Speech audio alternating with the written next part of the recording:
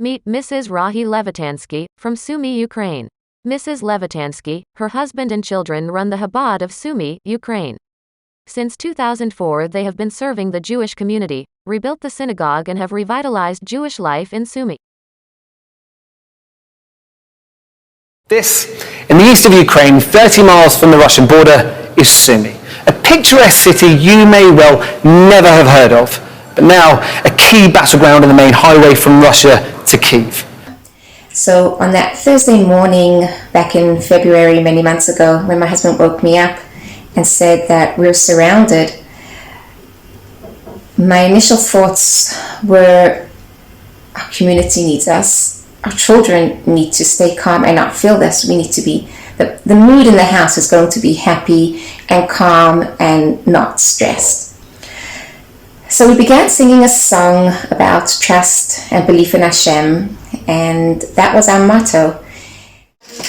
I believe in Hashem, I trust in Hashem, there never was a moment when I was alone or on my own.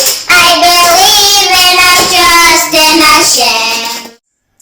It was actually a beautiful, calm Shabbos. We thought that it was ceasefire because it just felt so serene and calm. But as Shabbos was ending and it was pitch black in the house, of course all the lights were off because of curfew. We had to turn off the lights before Shabbos.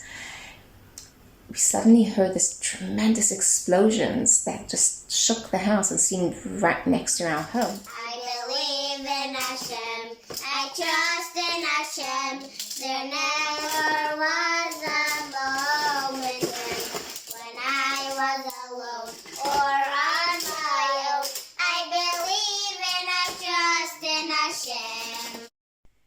And so that's how we walked down the stairs to the shelter, strengthened by the words coming from those pure children. Well, Sumy is a key border town that the Russians need to take if they are to secure their supply lines from the east. It is tragic, yet typical of countless other attacks across the country. After a week of shelling, it became clear the family's safety was not assured. The Levitanskys loaded their car with just a few things and headed for the checkpoints manned by Ukrainian soldiers. They stayed off major roads, driving for 32 hours straight. At one point, Rabbi Levitansky handed the wheel to his wife when he was exhausted, but he couldn't sleep because of the holes in the road. Eventually, they arrived in Moldova just a few hours before Shabbat. Mrs. Rahi Levitansky and her family has traveled between 7 countries since she fled Ukraine 6 months ago. Like millions of others, she found herself on a roller coaster ride as a refugee since Russia invaded Ukraine on February 24, 2022. Life hasn't been easy to say the least. But this is how Rahi tells us she keeps going. And just this week, one lady reminded me of our class that we had that first week on Zoom during the war when we were still back in Ukraine.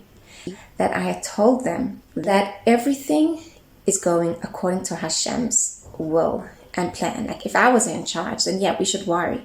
But I'm not in charge. Hashem is running everything exactly according to his plan, and nothing will happen without Hashem wanting it, not a minute before and not a minute later. And I told the lady, so smile, put on music, dance. Hashem is taking care of everything. And you know, living with that, bringing it into my life has really made life so much easier. If you come late to an appointment, you're stuck in traffic, you lose a suitcase filled with all the clothes that you had just bought for Rosh Hashanah and for winter, and now you have to rebuy winter clothes and winter coats. It's Hashem's will. It's just exactly what Hashem wanted. So actually life is so much easier. It's calmer now without that pain in your heart. And you don't have to feel that I could have done it and I should have done it and if only. It's Hashem's plan and that's it. And I can just go to sleep with a happy, calm heart.